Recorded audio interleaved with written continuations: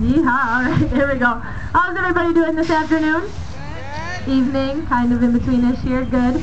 Welcome to Timberworks Lumberjacks show. My name is Sam. I'm going to be your host, commentator, and scorekeeper for the show today. I have two professional lumberjacks out back. I'm going to bring them out in a bit. They're going to compete in head-to-head competition in about 7 different events here. It should be pretty exciting. Before I bring them out, though, I'm going to give them a couple of minutes back there, and I'm going to give you guys just a brief history on how this sort of competition evolved here. Now, I always want to say timber sports, because that's what we're doing. The timber industry really did a lot for the country back in the day. It really did a lot for the economy, and in particular, the trading. The lumberjacks would get sent out into the woods at the beginning of each winter, and they would chop and saw all winter long. Now, as they were out there, they would begin bragging and boasting between the logging camps and between the camps themselves about who was faster, who was stronger. So spring came around, the logs were in the rivers, and they would float them. They were known as river piggers, the guys that did this, down to the sawmills in town.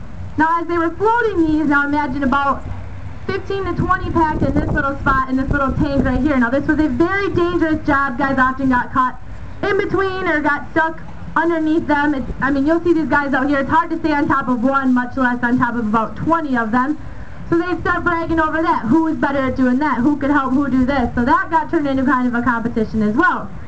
Now when they got back to town and all was said and done and they got their paychecks, they then went to the saloons. They had a couple of lemonades, and as you can imagine, stuff started to get even crazier, right?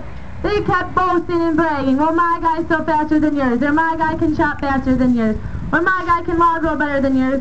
So they decided what better way to solve this problem than to have a competition. Now that is where your more modern day timber sports actually do come from.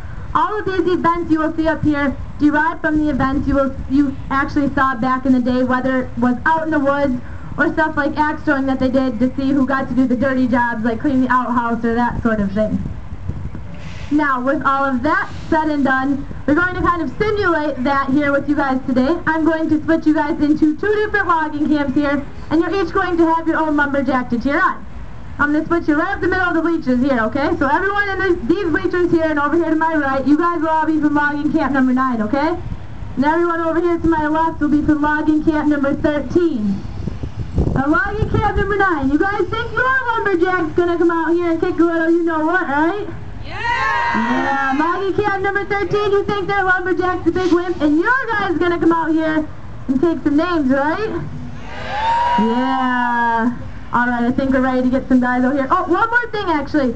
When I first came out, you heard me yell yo-ho. Now, I'm not just crazy. That is actually the official lumberjack cheer. It dates just about as far back as most of these events here, and I need to make sure you guys got the hang of that before I bring them out here, alright? What we're going to do is have a little yo-ho contest between the 2 opposing logging camps. I'll start with camp number 9 over here, alright?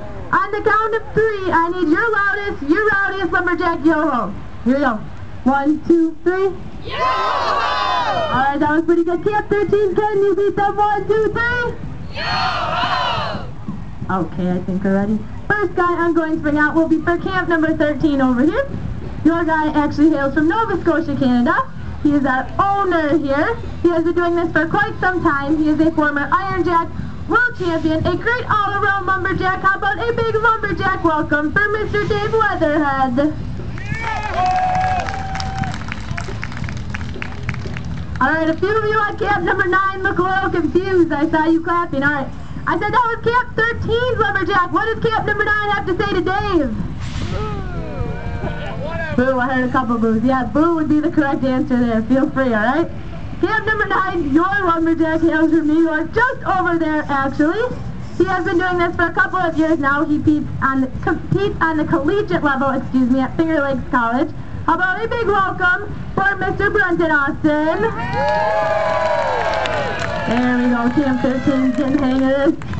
Alright, we are going to get right into competition, folks. We're going to start with these crosscut saws out front here. Now back in the day, after the lumberjacks had chopped those trees down from their upright position, they had to have a way to break them down into smaller, more manageable lengths, and this is just one way that they did it.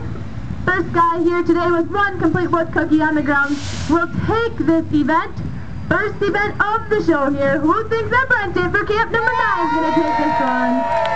Who thinks that Dave's going to take this one for camp 13? Alright, let's find out here. Lumberjacks ready. 1, 2, go!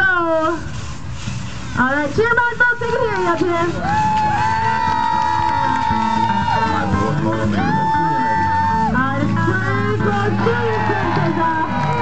Brenton just about a pole behind there. How about a big yo for Dave? Taking the early lead there. Not to worry, plenty of events left. We're going to get into our second event, which is the axe throw. It's located on the side over here. Like I said, they had the guys do this back in the day to see who got to do the dirty jobs, like cleaning the outhouse or doing the dishes and that sort of fun stuff. We are going to give each guy one warm-up throw, and while they warm up, I'll explain the scoring a bit here. They hit that red center, it will be worth 5. The yellow will be worth 3, and then the green will be worth just 1 there.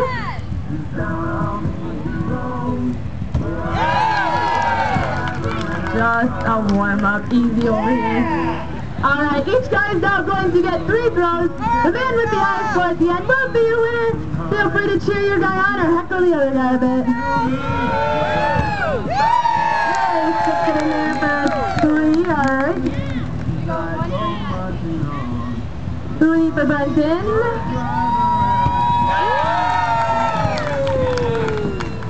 3 for Dave. Alright, I'll tie up. Who thinks Brenton's getting the bullseye? Nobody?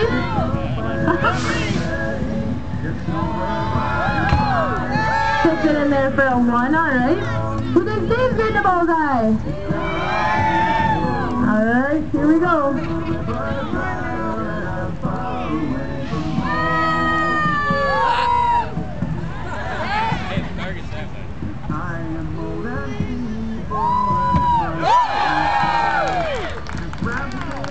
To 5. Alright, Brenton's at 4, Dave's at 8. Last throw, folks. Cheer your Lumberjack on here.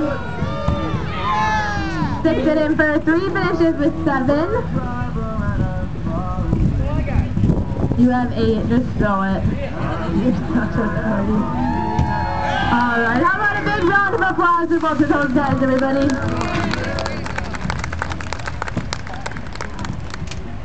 Alright, moving into our chopping event here. This one is known as the springboard chop. These guys are going to be using these poles you see here. They're going to stick a board in the side of that tree that will be known as the springboard. Once they're up there, they're going to chop a little over 3/4 of the way through that block up there on one side, and then they'll turn around and finish it off on the other side. 2 things to this chop, making it the most difficult chop in timber sports here. 1, when they hop up on that springboard, you're going to notice them bounce up and down a little bit. Now that is because it is only held in there by a little metal toe, not like just standing on the flat, steady ground at all. And then 2, when they turn around to chop on their backside, it'd be like a right-handed batter batting left-handed, all while swinging a 6-pound razor-sharp axe. So I really want to hear each and every one of you screaming for your lumberjack out there, alright? Dave's got the lead by 2 here. Camp number 9. You think Brenton's going to take this one for you guys? There we go. Who thinks Dave's going to take this one? Alright, I think it's time to find out. Choppers ready. 1, 2, go! Cheer my folks, they can hear you up there. There you go. Alright, and they're off here, folks. Like I said, about 3/4 of the way through on that front side first.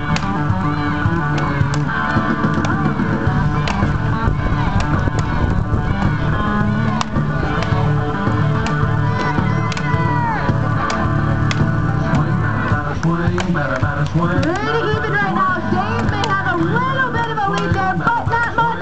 Keep it going, folks.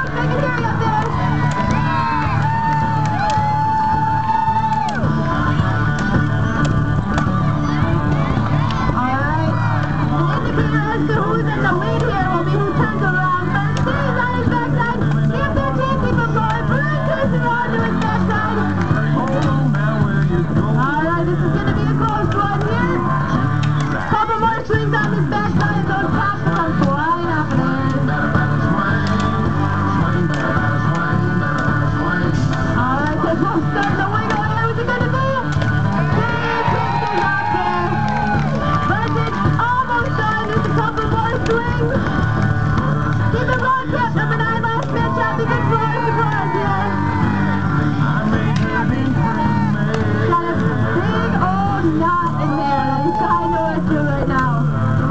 Walk of the draw on the block to get the chop here. Alright, keep him going, guys. He's got a big knot on the backside here.